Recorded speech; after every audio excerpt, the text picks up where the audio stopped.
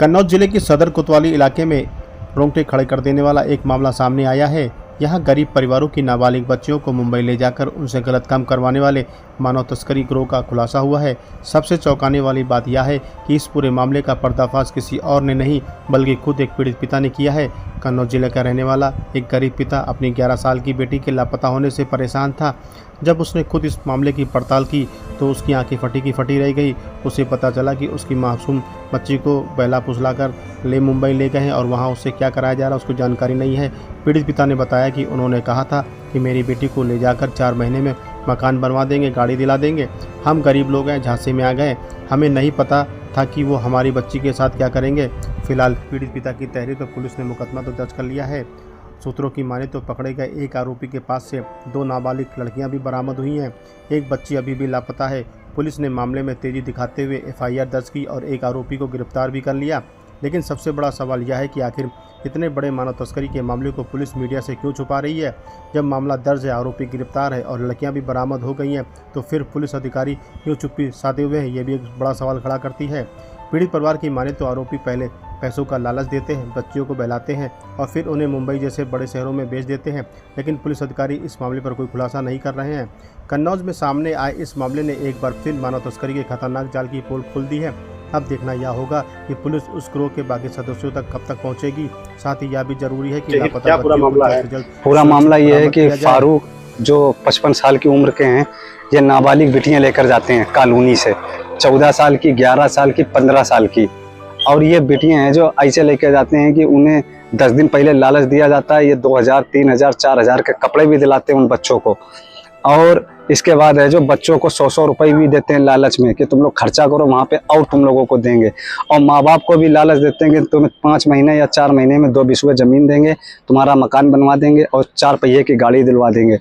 और हम लोग बहुत गरीब आदमी हैं और वो लोग थोड़ा पैसे वाले भी लोग हैं और उनके साथ आधे उनके घर के परिवार के भी पैसे वाले मिले हुए हैं, तो हम उनका कुछ कर नहीं पा रहे हैं थोड़ा। और लड़की कहाँ है? लड़की यहाँ पर है मेरी, ये यहाँ है जी। बाकी वहाँ से मुंबई से ले आए? मुंबई से आ गई है। आरोपी है जो वहाँ है, थाने में बंद है। हाँ, और इस कार्रवाई में है जो हमारा योगी आदित्यनाथ से ये कहना है कि हम गरीब का है जो आप थोड़ी मददगार कर दीजिएगा और थोड़ी सहयोग कर दीजिएगा, क्योंकि हम इनसे जीत नहीं पा रहे हैं पैसे के मामले में। आपको क्या लालच दिया था? हमको ये लालच दिया गया तुम्हें 2 बिस्वे जमीन दिला देंगे, मकान तुम्हारा बनवा देंगे, 4 पहिया गाड़ी दिला देंगे। और उन्होंने ये भी कहा था कि तुम्हें किसी से मतलब ना, ये कॉलोनी में किसी को बताना नाम जो भी बिटियां लेके जा रहे हैं।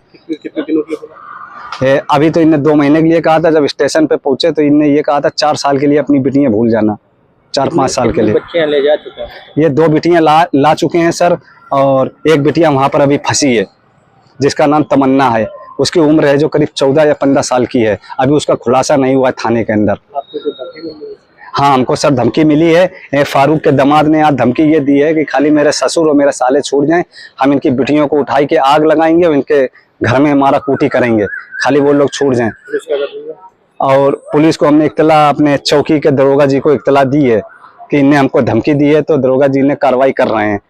और कल इनके परसों है जो इनके साड़ू ने हमको। कौन इसमें शामिल है जो ले जाते? इसमें फारूक हैं, फारूक के लड़के हैं दोनों, और इनका दामाद है सलीम। क्या काम करते थे? ये लड़कियां ले जाते हैं, किसी को बताते नहीं है। ये सिर्फ लड़कियों को, मासूम बच्चों को शिकार करते हैं, 11 साल की, 14 साल की बेटियों का। और ये उनका परिवार ढूंढते हैं जो गरीब और मोहताज होते हैं, जिन्हें पैसों की 10-20 हज़ार की लालच या 50 हज़ार की या 1-2 लाख की लालच दी जाती है। और 2 बिटियां मेरी आ चुकी है यहाँ पर, और लिहाजा एक बिटियां वहाँ पर फंसी है और 2 नगर कोर्ट की बिटियों का कोई पता नहीं है।